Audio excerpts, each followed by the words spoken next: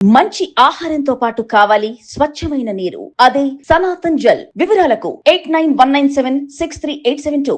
విషయం ఎక్కుతుంది కదా మనలో, ఎట్లా విరుగుడు అవుతుంది? అవుతుంది. అదే మరి మంత్రం అంటే అది మంత్రం అనే కాదు, దానికి కొన్ని ఆకులు అవి ఉంటాయి. అచ్చా, ఓకే. దానికి ఔషధం అది ఉంటుంది. ఔషధం అంటే వాళ్ళు కేవలం మొక్కల నుండి తీసుకొస్తారు. అందుకనే నాస్తి మూలం అనౌషధం, ఔషధం కానీ మొక్క అంటూ లేదు. మరి ఇవన్నీ ఎవడు మనకి అందించాడు? ఏ దేవతను ఉపాసించడం వల్ల వచ్చాయి? ఈ దేవత ఆ దేవత అని కాదు, ఏ దేవత అయినా ఒకటే శక్తి. ఉదాహరణకి మీకు ఇంకో విషయం, బ్రాహ్మీ ముహూర్తం అంటారు.